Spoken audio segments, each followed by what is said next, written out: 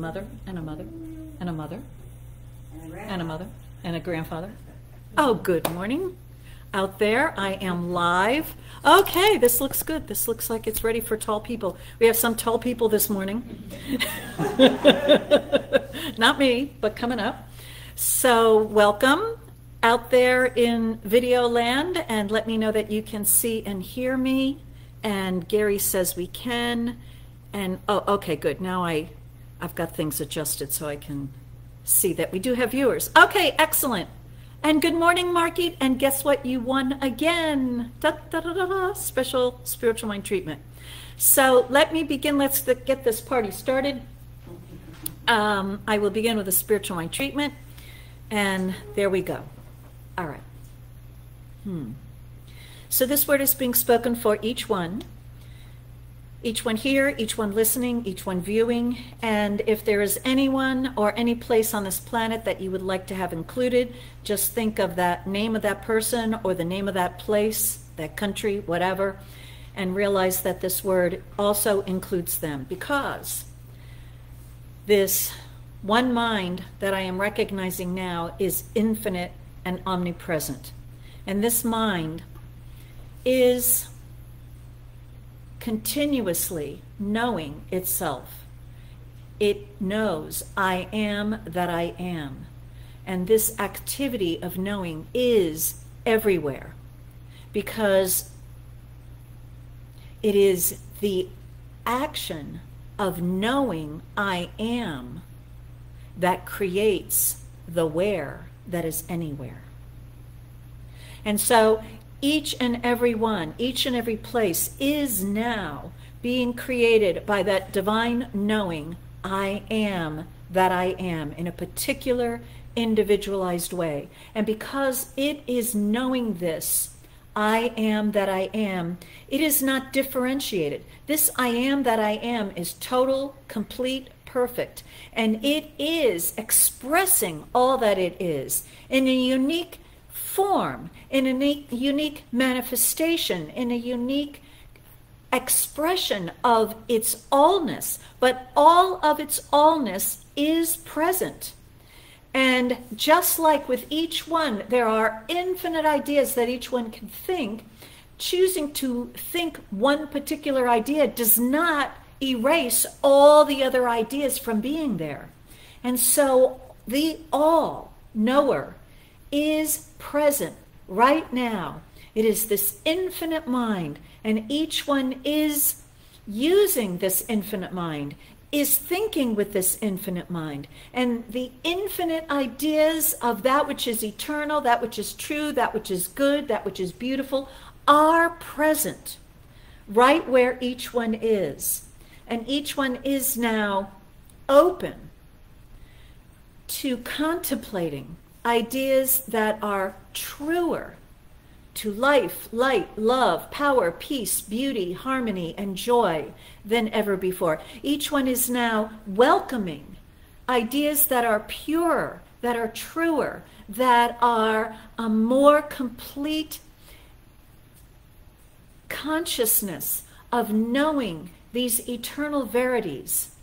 And with this expanded contemplation of these divine ideas, that which is being thought is being changed for the better.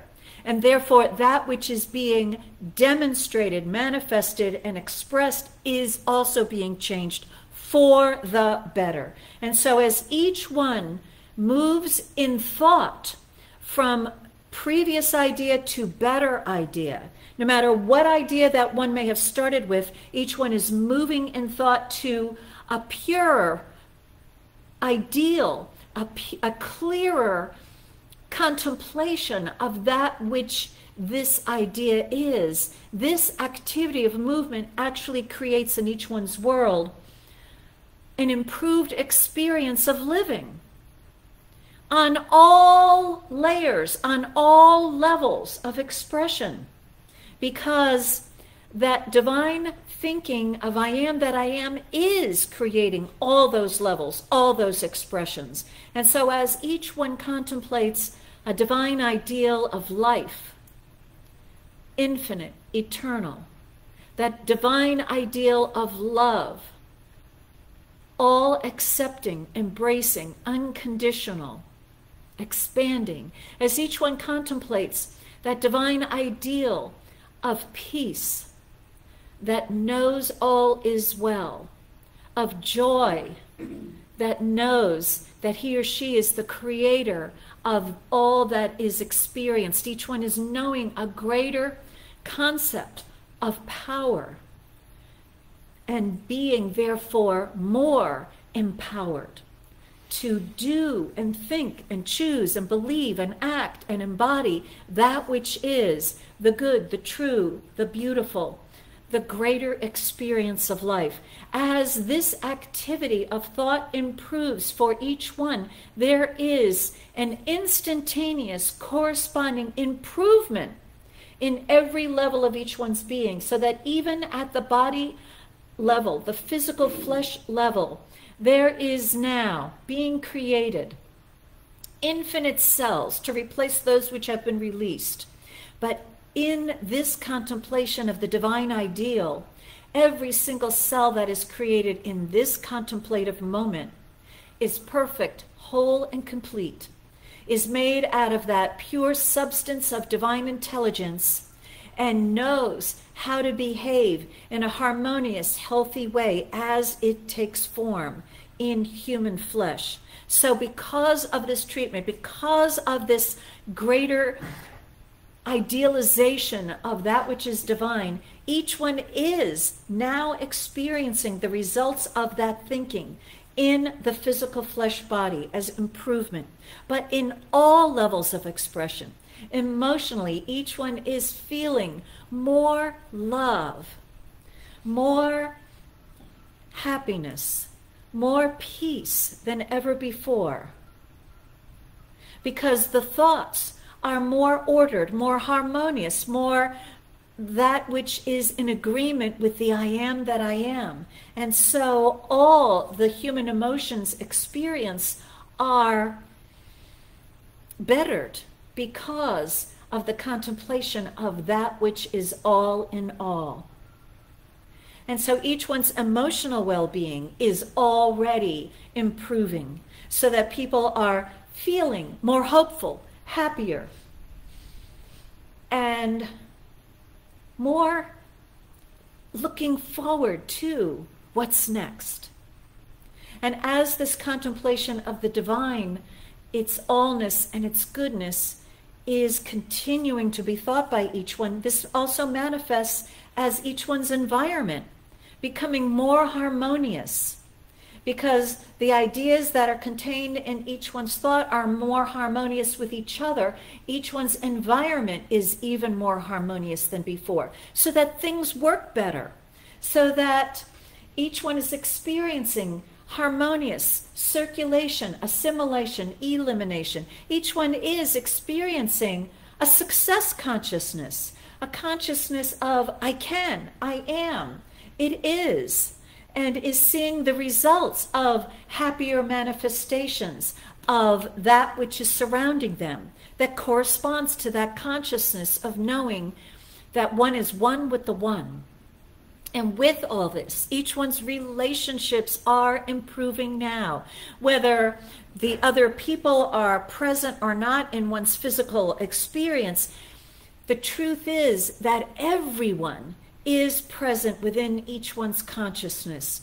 And right now, within each one's consciousness, every single thought of another person is a thought of more harmony, of more peace, of more acceptance and respect, of more love and peace, of more knowing those eternal verities, more knowing that love is always present, more knowing that all really is true, that is well, that this relationship with each and every person is always taking its perfect form, and that that form always changing is still, regardless of what one may think, that form is always moving into more and more harmonious arrangement in fact, in form, in experience.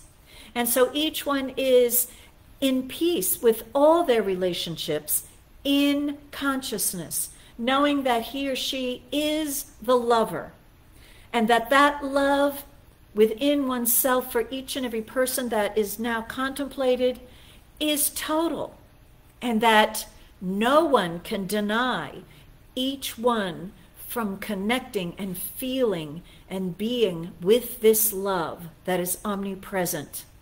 And so it does not require the agreement of anyone else,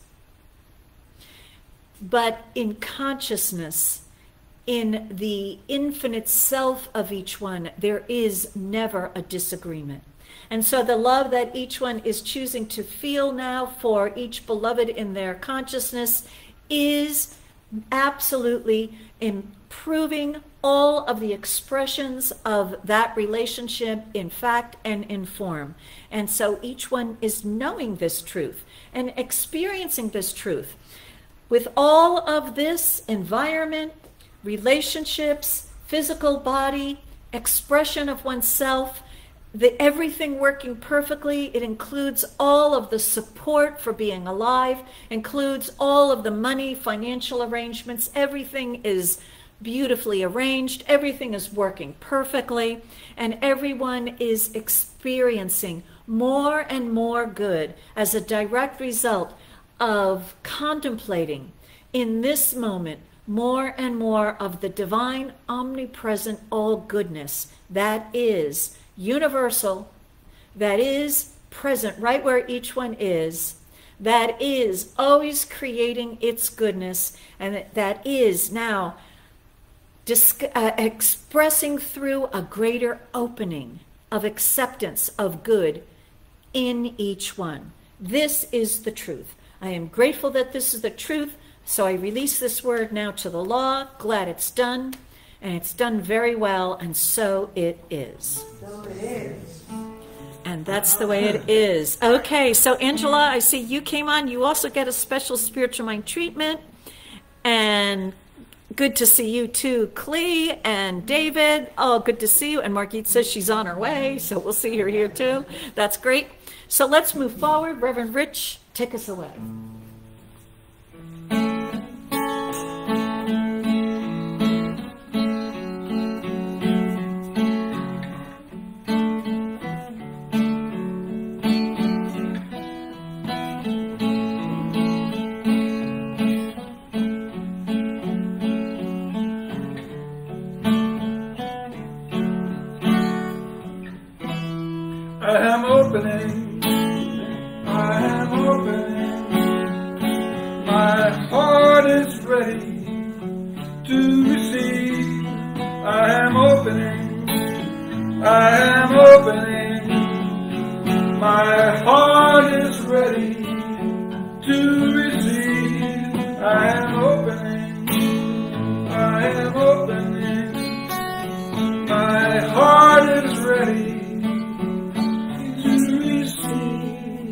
So we take this moment to make a conscious choice about what we are opening to. And I recommend that you check in with your heart. Your heart's desires are placed there by that divine creator that wants to create the fulfillment of those desires through you, through me. And so we open to that which we choose, our greater good, in a particular way or a generalized way. But whatever it is, it fulfills that which is in our heart. We're grateful for receiving it this day, and so it is. I am opening, my heart is ready to receive. I am opening, my heart is ready to receive.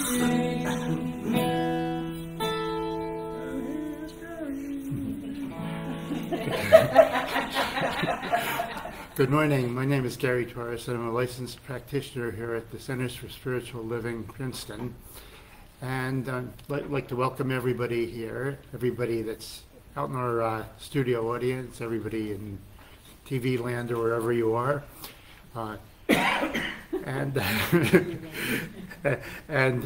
I had a few thoughts that are kind of leading into our topic today, which is the possibility of being educated without being enlightened, or clogging your mind with too much nonsense. One of my favorite stories is comes out of the Zen tradition. It's called A Cup of Tea. There was a Japanese Zen master who was visited by a college professor, and the professor came in and asked him about Zen. The master said, would you like a cup of tea? Went into the other room, brought back a cup of tea, and started to pour it. Poured it right over the top of the teacup in front of the professor. And the professor tells him, stop, you're overfilling this thing.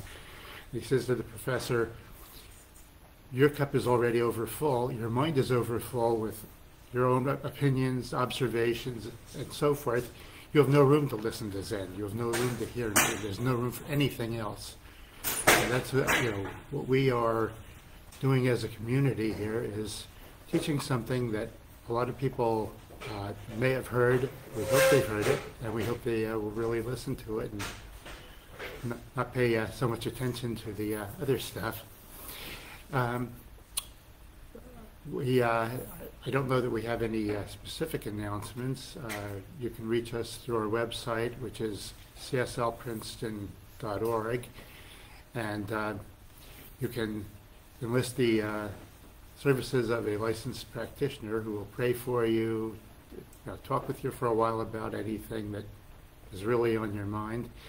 And for that service, on a short term, that is usually free. If you want a longer counseling, I shouldn't say counseling, a longer session with a practitioner, there is a nominal fee that will be discussed with you, but we never turn anybody away for lack of money. So we'd like to welcome you once again and move along with our service.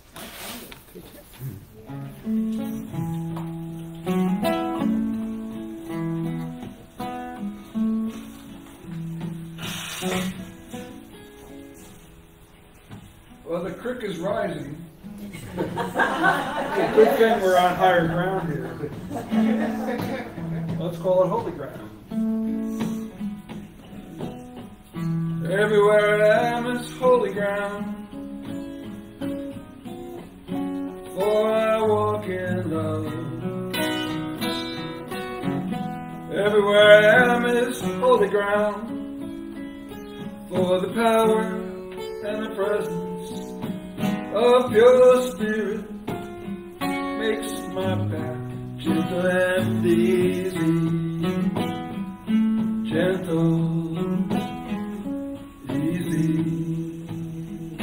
Everywhere I am is holy ground, for I walk in joy.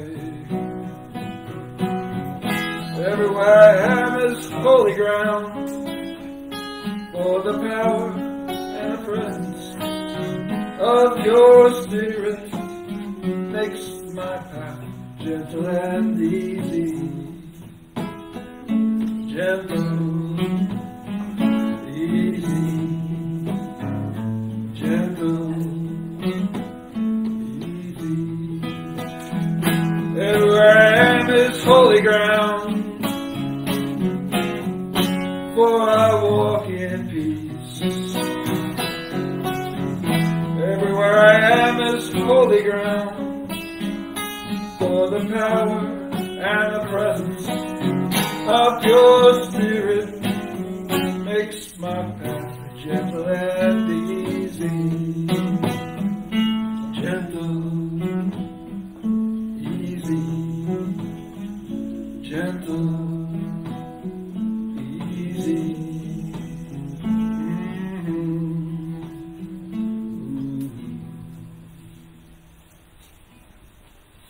Thank you, Reverend Rich. Good morning, everyone. Good morning. Hi, Abby. Abby's here. Hello. Good morning. Happy Mother's Day to everyone, to all the mothers and the feminine principle in everybody.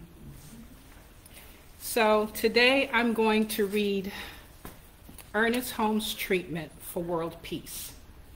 So relax in your chairs if you like. You can close your eyes if you like. And then I'll follow with a spiritual mind treatment.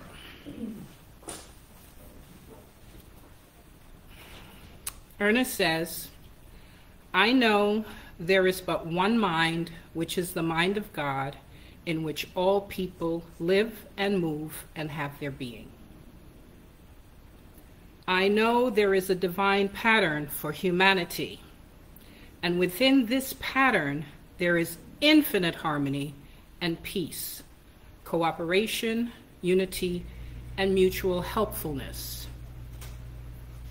I know that the mind of all people, being one with the mind of God, shall discover the method, the way, and the means best fitted to permit the flow of divine love between individuals and nations.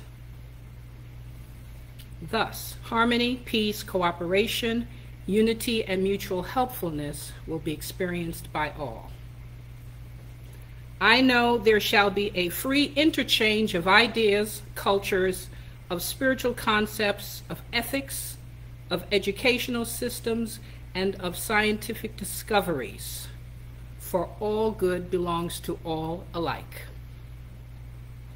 I know that because the divine mind has created us, we are bound together in one infinite and perfect unity. In bringing about world peace, I know that all people and all nations will remain individual, but unified for the common purpose of promoting peace, happiness, harmony, and prosperity. I know that deep within each person, every person, the divine pattern of perfect peace is already implanted. I now declare that in each person and in leaders of thought everywhere, this divine pattern moves into action and form to the end that all nations and all people shall live together in peace, harmony, and prosperity forever. I bless the world and affirm that it now comes under the divine government of good, under the divine providence of love, and under the divine leadership of the supreme intelligence. For thine is the kingdom, and the power and the glory, forever and ever. Amen. And this I know to be true. There is one life, that life is God, that life is perfect, that is each one's life now. There is one infinite love. There is one truth. There is one peace. And there is one infinite possibility. It is the all good of God outpicturing in each one's life as exactly what each one needs right now. I know that this infinite spirit is always guiding each one, every moment of each one's life. And so I know that each one can tune in at any time to receive the blessings, the wisdom, the truth of the infinite spirit. This word is the law of elimination for all resistance, rejection, and rebellion. Anything, any negative thoughts that move against the good of each one are hereby with this word completely uprooted, released, and gone forever. And in its place is more of the goodness of God, more of the goodness of the infinite spirit. And day by day, each one improves that beautiful connection and relationship with the one source, the one power that is God, and allows it to guide each one more and more, better and better. And I know that each one has phenomenal coping skills. And so whatever life presents, being connected to this infinite spirit provides each one with all that they need in order to move through and to persevere and to live a life that each one loves completely. That's why we're here. And so with love, with joy, with gratitude, I release this word into God's loving law, knowing it is already so. And together we say, and so it is. Thank you. Have a beautiful day. And more wonderful music from our beloved Reverend Rich. So I didn't know what I was going to play today, so I said, let me be guided.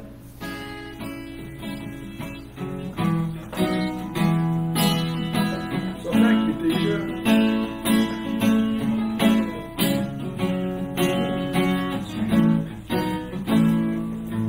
Now I've been happy lately, thinking about the good things to come, and I believe the good things, something good has begun.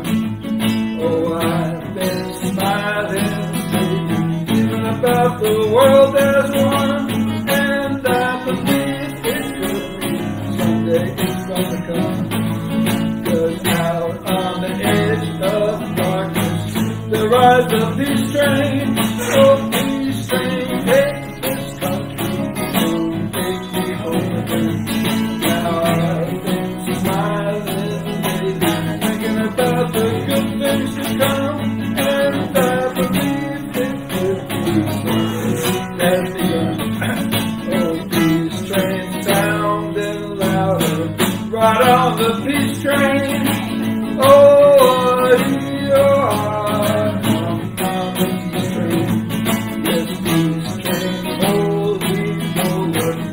Jump on the peace train.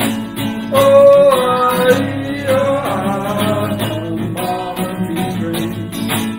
Get your bags together.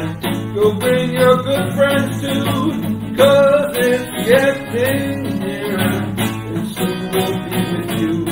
Oh, come and join the living. It's not so far from you, and it's getting louder.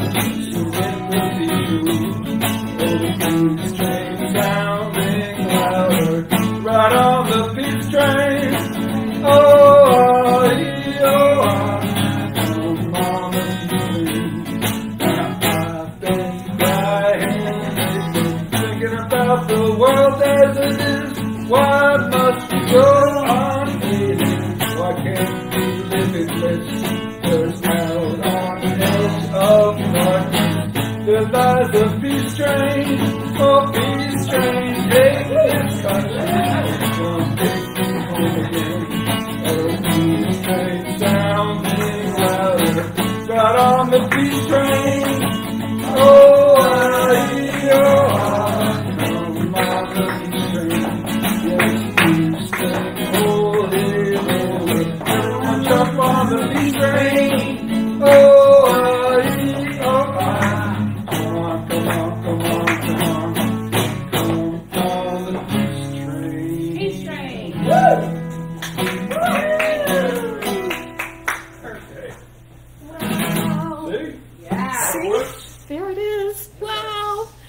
So I'm so excited because of that one mind consciousness that's floating around the room ever since we started gathering. And I don't know where to start. It's just so exciting. DeeJah used the word cope, which got me all excited because the first sentence I'm going to read is, do you sometimes feel inferior, inept, or limited in your ability to cope with your personal problems, including your physical and mental health? And so our talk today is called The Educated Unenlightened, and I'm using an essay from Jack Holland, who I never knew, but apparently he wrote these essays, or they were published in 1995, so relatively, except for people who weren't born until this century. It's the year I became certified to become a minister, 1995. And he brings up some really interesting points, which I believe we want to contemplate today. Someone said, I don't know if it was Reverend Rich or John, that they had this idea that if one person could fully embody a particular quality like peace, the whole world Was that you, John? Yeah, something like that. I'm paraphrasing, whatever. And we have had over the centuries different human beings who did attain such a complete consciousness of a divine ideal that it universally affected all of us. We find that around 1900, this new thought began taking more and more form. That there were teachers of it back in the 1800s, but there's something that seemed to have developed around 1900 where, boom, there were different organizations, religions or whatever, who were different, more and more teachers and ministers teaching new thought. And we also find that in the year 1900, it was the first year that the word quantum was used. So somebody says. Gary's going to check it out. It's not a coincidence. It's not a coincidence that out of nothing that we have seen so far, those who are welcoming new ideas from the infinite eternal something receive such an idea, and the world is changed because of it. The divine needs a human being to receive its idea of truth for it to get into humanity, into human consciousness. It needs us. Any one of us can receive a divine idea and so accept it that it becomes universally accepted. If you just look at your own experience the past few decades, it's remarkable how ideas that were impossible are universally accepted now. I remember back when a car phone was first introduced, and I remember saying, well, I don't want that. I don't want people to be able to follow me wherever I go. There's no way I'm going to have a car phone. And now I cannot leave anywhere without my cell phone, which is tracking me all over the place, on my person. That was not an idea, particular idea that I personally allowed enter into my consciousness. Somebody else did that. Some other human being had that divine idea of greater freedom of motion on this planet. It's a divine idea, greater freedom, and are always resulting in our greater mobility on the planet. Someone else accepted that idea and so believed in it and acted on it that we're all in agreement with it now, pretty much. All around the globe. And so that's what we want to realize, is that the divine cannot get the human consciousness to change without a particular human agreeing to the ideas that the divine is giving out. And why not you? Why not me? If we believe we are limited by our own intellectual capacity, then we are an educated, unenlightened one. What Jack Collins says is that this is not an enlightened age at all. Even with all the great technology and all these great things that we've got going on, it's not an enlightened age. In a sense, we have become very enlightened about certain things, certain limited things. But the wonders that we have brought about often blind us to the reality of ourselves, and we don't go seeking for the infinite reality that is ourselves. the infinite potential. There is one mind that we are all using. It is the mind of God. And in the mind of God, all these ideas flow. Just like the internet, we can all plug in. It's our search command that determines what ideas enter our consciousness. And if we don't enter the particular word, the particular divine ideal that we're looking for, we do not receive it. We have to search for it. And so what we know from this teaching is that we are limited by what we identify with. And what Jack Holland is saying in this is that human beings are limited by what he's calling the 3 E's of life: education, environment, and experience. That we believe rather than having a wellspring into the infinite flow of life and infinite possibilities, we believe we are an empty well that has to be filled with education, experience, knowledge. That I remember when in my earlier days there was a theory about humans as children that we're a blank slate and it needs to be filled. And education, as I was growing up, was an activity of filling the brain with as much as possible while you got them in the room, and so I remember studying for exams, mostly multiple choice, that I would and I felt like I was cramming in as much information as possible for the 8 a.m. exam. I'd be doing it all night, and then don't talk to me because I'm full. And I'd go there and the exam, and I'd spit it all out, get it all out there, get an A, and forget everything a second later. Gone. I'm sorry. I filled in the well, and I spit it all out, and there's nothing more. And yes, we are correct in fearing and believing that we cannot cope with what the world is presenting us if we think all we've got is what we've put into ourselves.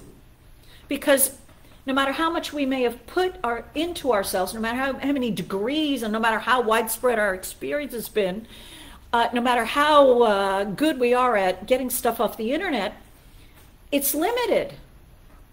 And the divine is always going to be seeking someone to bring its new idea into form, affecting humanity. We cannot prepare for the ideas that are on the horizon, that people are working on in their little, wherever people work these days. We cannot prepare for it. And so that feeling of anxiety and that I thought of not being able to cope comes from that whole belief about our consciousness, who we are. But when we identify with the mind, the one mind that we are all using, we are identifying with the mind that little inventor is using. We are identifying with this source, this one mind that knows the ideas it's spitting out throughout humanity. And it knows what's going to unfold. That infinite mind already knows our future experience in humanity because it's been sending its ideas into human beings, and they're already accepting it, and they're already at work at it. We, in our human limited experience, education, and environment, don't have a clue. Who knew that, what's his name, Rich Strike was going to win the Kentucky Derby? Wish I knew. 80-1! Something told me to watch the Kentucky Derby. And, they had 4 hours of pre-programming. So I'm like flipping back and forth, knitting and flipping back and forth, going, okay, not yet, not yet, not yet. So I finally got there I don't know why I was guided to watch it, but I was watching it as it was happening, and to And I was like really watching that Japanese-owned horse because I was thinking, oh, they're really going to take it because, you know, there was a little story about that. I was like, oh, the Japanese are going to win. That's going to throw the whole Kentucky Derby consciousness for a loop. Good. Let's see what that's going to do. And then out of the back of the pack comes this horse, 80-1, a horse that got in right a few minutes before the final closing of who's going to be in the Derby. A horse, one of the announcers said that no one interviewed that jockey. He goes, well, we will now. Unheard of, unexpected, was not even in the lineup for the Kentucky Derby until the last couple of minutes when somebody else got scratched. In they get, and when they interviewed that jockey, anybody watch that? He visualized winning. I wonder where he got that idea. He said, I saw it, I was visualizing it, I saw it, and in the race, he saw it, he said, I think I can win this. He saw it, and he saw these openings, and what was so interesting, it's a good thing to watch the replay because they'll show, you know, while you were watching it, you weren't watching that horse. He was at the back of the pack, and there was all these other horses. You're watching those, you know, top three going. But when you watch the replay, he was in the back, and he moved further out where there was an opening, and then because he moved there, the position back to the you know, the circle, the inner, the rail. Thank you. One mind. The rail, he got into that, and the two lead horses were far enough away from the rail to let that horse who was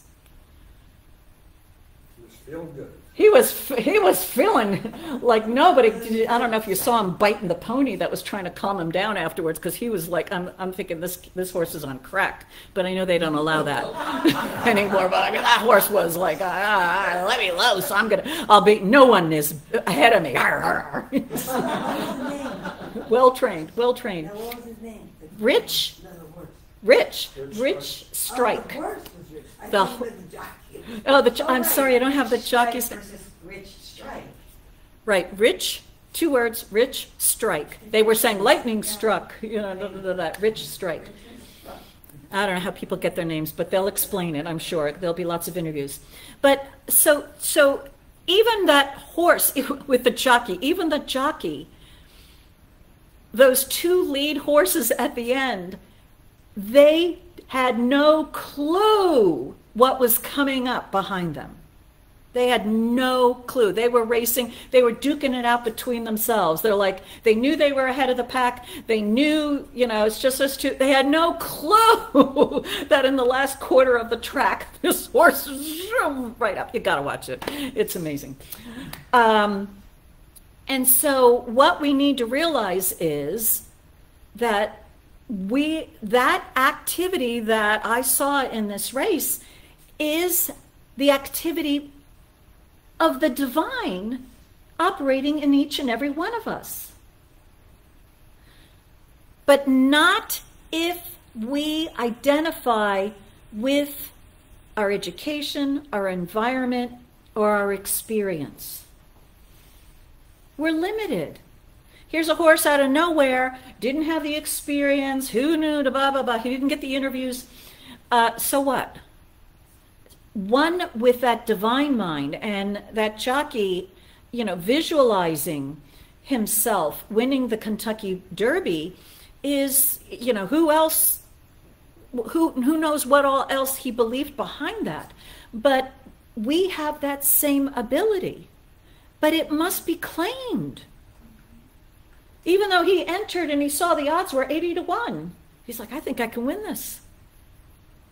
And so what we want to realize is that all that the divine is using human beings right now to bring through into the world, the divine knows these things.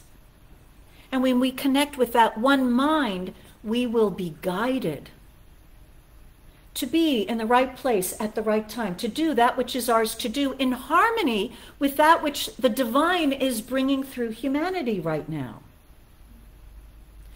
I've been hearing a lot lately, and I'm sure it's me projecting my own stuff onto people, but what I've been hearing people say, so it's me, is, oh, I don't want to do that. I'm not gonna. I don't want to learn about that. I don't want to learn. I don't want to get involved with Bitcoin. I don't want to get involved with, this, that, the other thing, whatever. And I'm thinking, but I have to, because the divine is bringing through these ideas, and these ideas are taking form, and these forms are changing our environment. But I don't want to be a victim of the environment. Like I was when, to have to buy that smart TV. If those of you who are around, you know how much I complained about that. And the rotten old TV that I had, that I was refusing to give up because it was a real TV set. And it was big and it was heavy. And, I mean, the TV set had to crack in the middle for me to finally let it go. And then you can't buy any other kind of TV but a smart TV right now, at least at my store.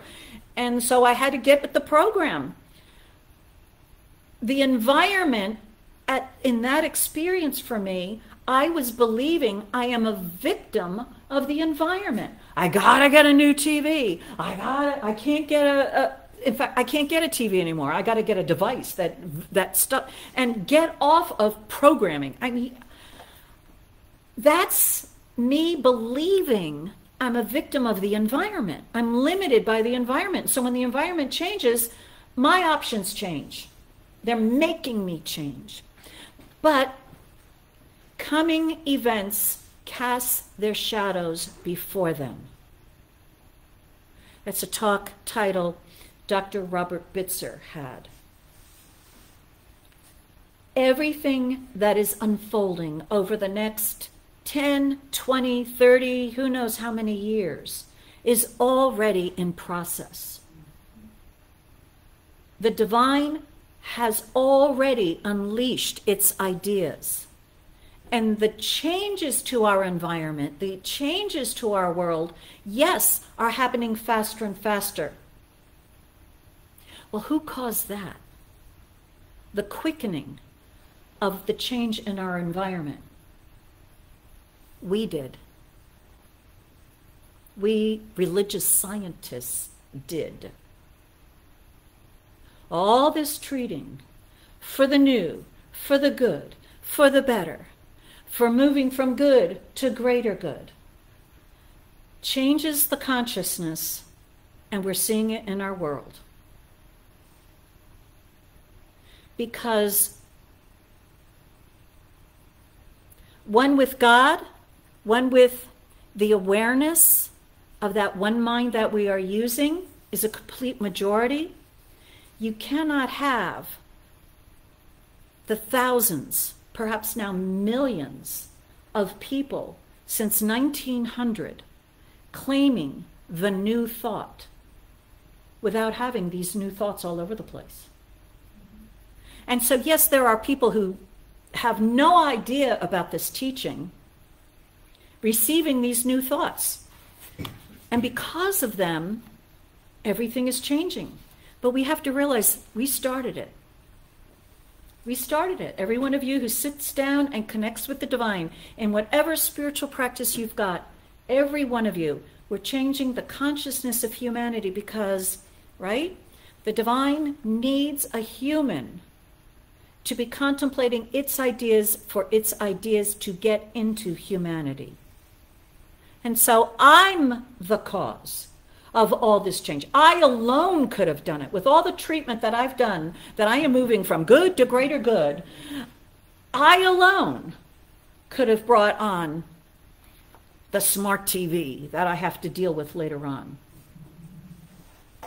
So he says, many people remain unenlightened in their ability to find joy, happiness, and health because they do not realize that they have dimensions within themselves which far transcend what has come to them and others through environment, education, and experience. And he says, that which we do experience in our 3 E's can be either stepping stones or stumbling blocks to greater awareness. He points out that we have a number of human beings who started out with difficult setups in their environment, in their world. And because they chose to know something greater within themselves, we've all been blessed. He says, take a real man, cripple him, and you have a Sir Walter Raleigh. Bury him in the snows of Valley Forge, and you have a George Washington. Have him born in abject poverty, and you have a Lincoln. Throw every obstacle in his path, and you have a Booker T. Washington.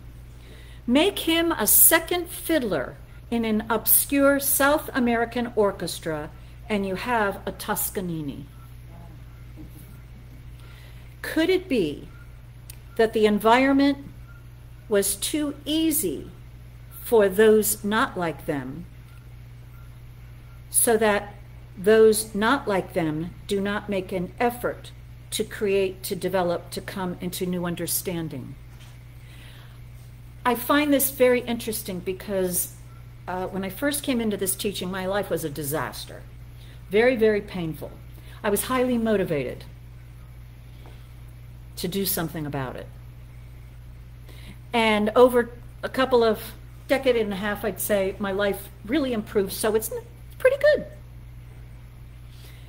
And I search within myself, and I'm like, well, what's the motivation to change now? Life's pretty good. How many of us, when we think about retirement, that change in form of our expression, and think of it as, well, now I get to enjoy this pretty good life that I've set up for myself, right? And yet, where are the great new ideas that are waiting for us to contemplate? Do we find ourselves going, that's a great idea, but I just want to enjoy my grandchildren. Oh, I've worked hard enough. It's time to enjoy my golden years. My golden years. As a human race, there's this concept that's been created of these golden years where nothing is expected of you. That may be the world's expectation, but what are we expecting of ourselves? That's the question. Are we expecting to have fewer and fewer great ideas? Are we expecting to make fewer and fewer changes to our circumstances? Is the next place that we move to our forever home? Or let me find a place which is all one story, because I'm not expecting to be able to go up and down stairs in a few years? Okay. But is that connecting with the infinite self that is present within us, where anything can happen, where anything is possible, because a brand new idea can descend within us? And I have had the experience where I've been totally tired, completely crabby, and a new and delightful idea has entered my world, and boom, all of a sudden I'm wide awake and fully active, and I'm on the internet doing searches, looking for more and more about this great idea. All of a sudden, all of this energy is surging through me, and I'm very aware, okay, a minute ago, I was ready for a nap, and now I cannot contain myself. What is that about? And what we want to realize is that when we are identifying with the one mind from which all these new ideas are flowing, we will be able to cope, because it prepares us for the world it is creating. Just like before we were born, we were in that womb getting prepared for the world that we were going to greet when we got outside of our, thank you, Happy Mother's Day, mothers, right? It prepared us for this world that it was creating. It knew what we would need to focus on here. And it's been creating some human beings, right, with different abilities. The rest of humanity doesn't get it. They've been saying, oh, they're limited. They're not able to think like this. They're not able to do this like that. Well, because the divine's already created enough of that type. It's got to create some new forms of thinking people, new forms of the way that people are perceiving things in order to bring forth its even newer ideas that the human of 100 years ago that was created cannot contemplate, that they just don't have that. So the thing is that we are being prepared of what is to come, and we can feel calm and ready for it and eager for it and participating in it and undisturbed by the environment as it changes more and more rapidly, because we're the cause. We are the cause of all these changes that are happening. We are the cause with every treatment that we do. New good, moving from good to greater good. Don't you see how beautiful it is, Karen? This is the talk I need, right? In claiming I am moving from good to greater good, the divine is not even making me make the environment that will be my greater good. It's making other people make it, and I'm just enjoying it. If I would get with the program, the divine program, instead of, oh no, I have to get a new cell phone. I was smart enough the last time I bought a new cell phone to ask the question, okay, I need more energy, I need more power, I need more storage. They're like, oh no, this will handle anything. I'm like, what planet are you on? Haven't you noticed what's going on? I want the maximum because I know it will be, the demand will outstrip that at a certain point. I'm at that point. I need a new cell phone with even more storage, even more power, more ability. And I was there with punch cards at that first computer that took up an entire building. And you'd walk around with these stacks that you better not drop. And you'd stand in line and let all that go through. And now my phone can do infinite more than that first computer did. So what Jack tells us is that to become more enlightened, he says that the enlightened individual accepts the hope for greater good to come and brings even more light into the world. And it has nothing to do with the facts, our experience, our education. He says, if ours is an understanding that is only what we have placed there through external stimuli, then our well has run dry and there is no help in it, because we can only bring forth that which we have put into it when we believe that that's what fills up our well, right? We need to realize that our current understanding is limited to our current state of consciousness, but what we have available to us is access to that infinite consciousness, that one mind. And when we connect with that, then all things open for us. He quotes Dr. Joseph Murphy, who said, It is wholly unnecessary for you to proselytize and try to make the world holy. You will not change the world that way, right? When we believe we're stuck by the environment, we want everybody to change. How many of us, unfortunately, right, have gotten sucked into needing to change the other side? Why do we need to change the other side? So I feel safe. So you need to get vaccinated. And you need to stop asking that I get vaccinated. So I feel safe. We want the world to change because we believe we're limited by the world. But Murphy says, we don't have to make the world holy. You will not change the world that way. But you will change the world when you actually become the embodiment of that which you want the world to be. Remember a very simple truth. Unless you are that which you want the world to be, you will never see it in the world.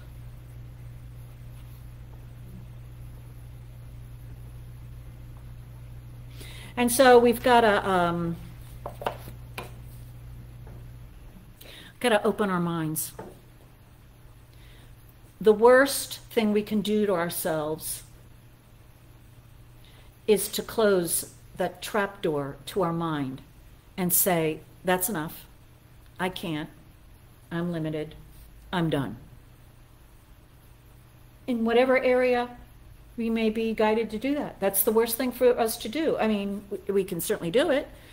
The divine will support us in that idea, and no more new ideas will flow into us. We can do that.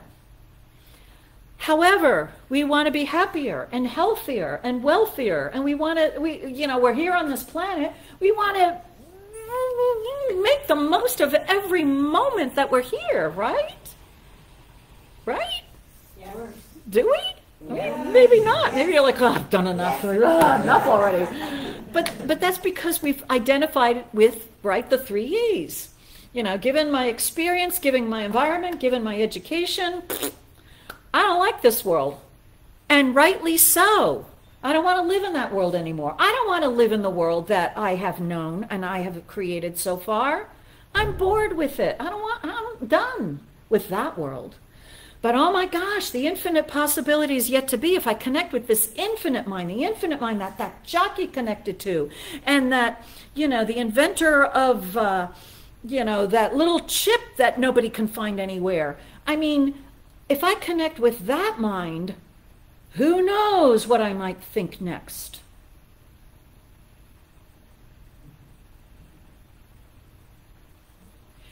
And who knows the fear that might come up within me with these new ideas, because I'm going to have to change.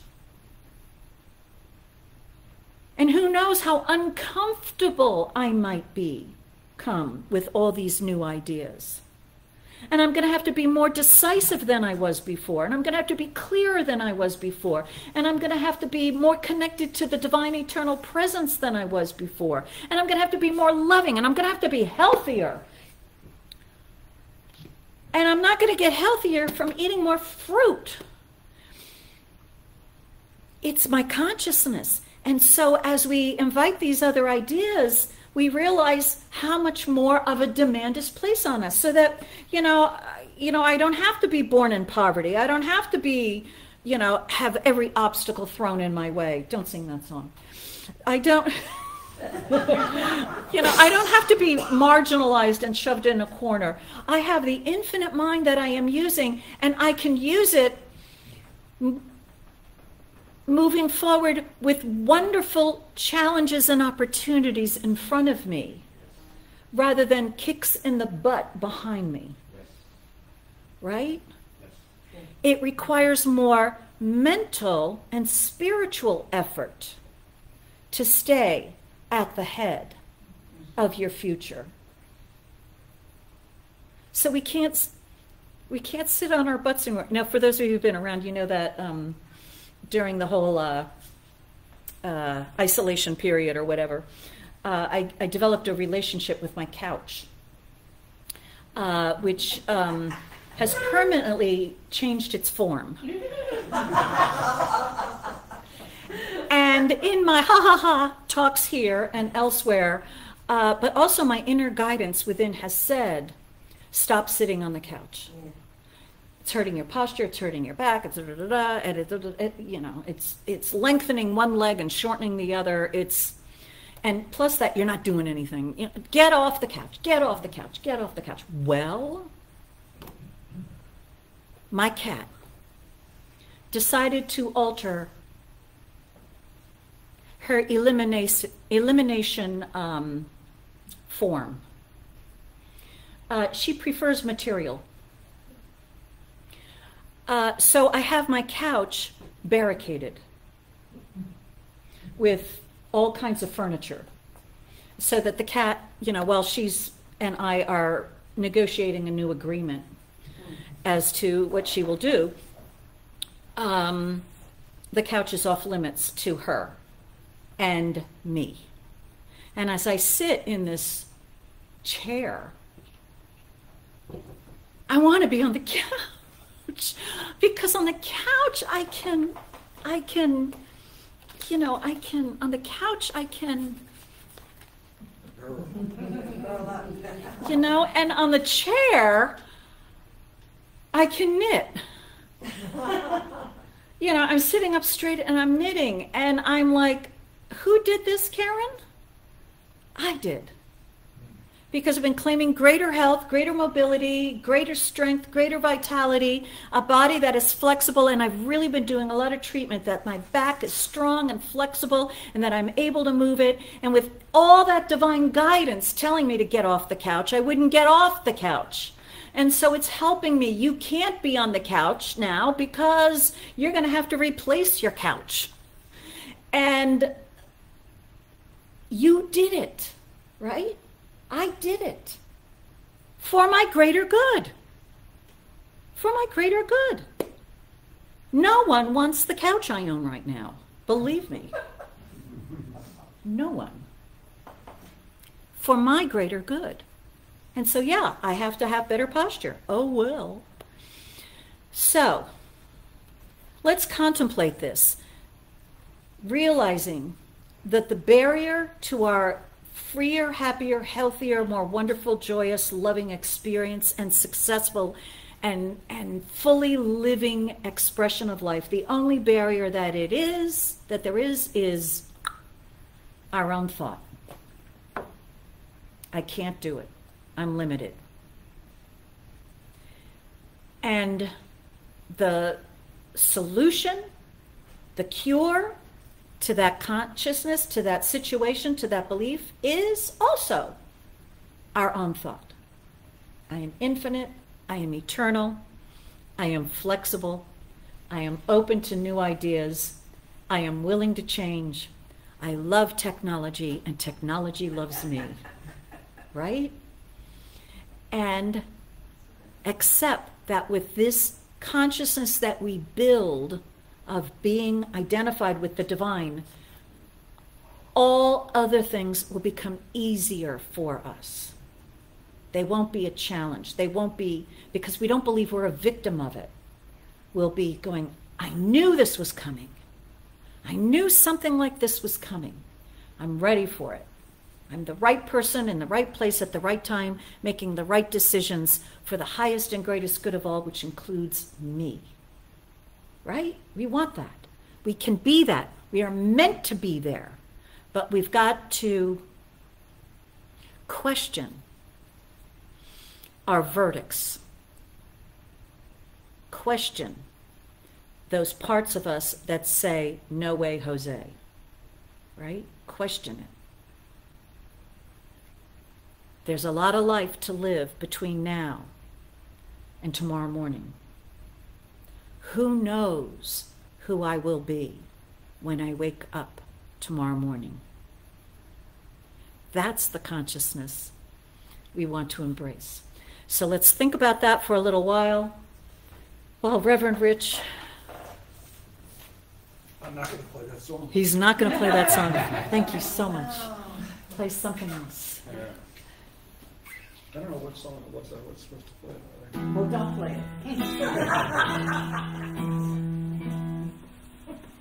That's not the song. Not that one. Well, this is for actually for Susan, because she told me about this tune. She wasn't here last week when I played it. So. Yay, right.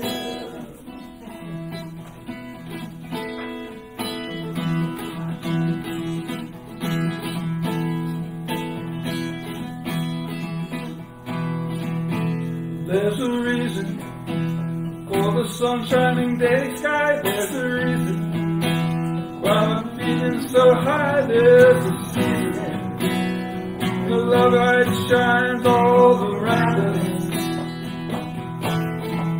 so that feeling wrapped you deep inside and send you reeling, where your love can't hide. There's a feeling the moonlit nights with your lover. Let your love flow like a mountain stream, and let your love grow with the smallest dreams, and let your love show. You know what I mean, it's the season. Let your love fly like a feather wing, and let your love bind you to all living things, and let your love shine. You know what I mean, well that's the reason. There's a reason for the warm sweet nights, and there's a reason for the candle lights. Must be the season when those love lights shine all around us, so let that wonder take you into space and let you under. It's love in embrace, you let the thunder, as it warms your face, you can't hold back. And let your love flow like a mountain stream, and let your love grow with the smallest of dreams, and let your love show. You know what I mean, it's the season. Let your love fly like a bird on a wing, and let your love bind you all living things, and let your love shine. You know what I mean, that's the reason. Just let your love flow like a mountain stream, and let your love grow with the smallest of dreams, and let your love show. You know what I mean, it's the season. Yeah, let your love fly like a bird on a wing, and let your love bind you all living things, and let your love shine. You know what I mean, but that's the reason.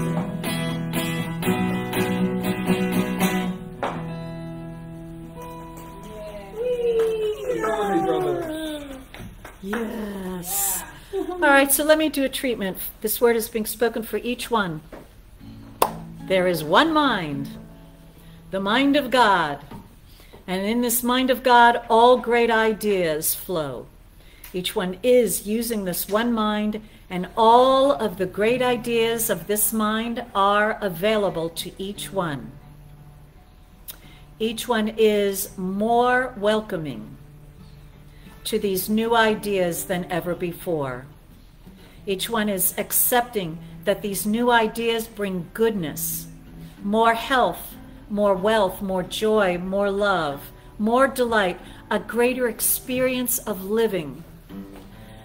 That these ideas are life itself, and that each one is perfectly capable of receiving any of these delightful new ideas and embodying them into a whole new experience of life and living. Each one is comfortable receiving new, fascinating, inspiring ideas, accepting them, contemplating them, and acting on them. And each one knows that no matter what that new idea is, it is marvelous. It is something that the divine desires to bring through into humanity, and that each one is always the chosen one, the one that the divine has chosen to bring its great ideas, its blessings to the world. Each one accepts this idea of truth. And as a result, each one is ready for the future. I am grateful that this is so. Releasing the word to the law, it is done. And so it is. So it is. That's the way it is.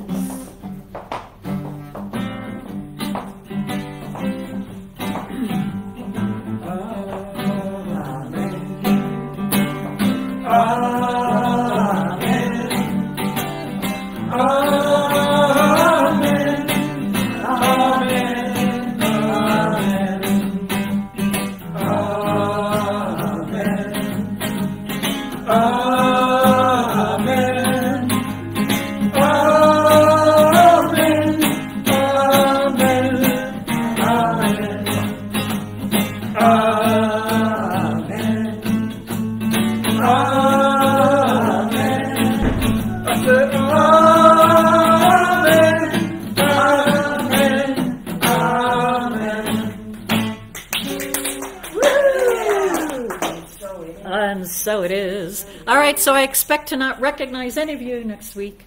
And there we go. Okay, all right. So hi, Tina. Glad to see you here, too. All right, I've got everybody. Got to thank you, DeeJah, out there. Oh, she says. Okay, we're done. Goodbye, everybody.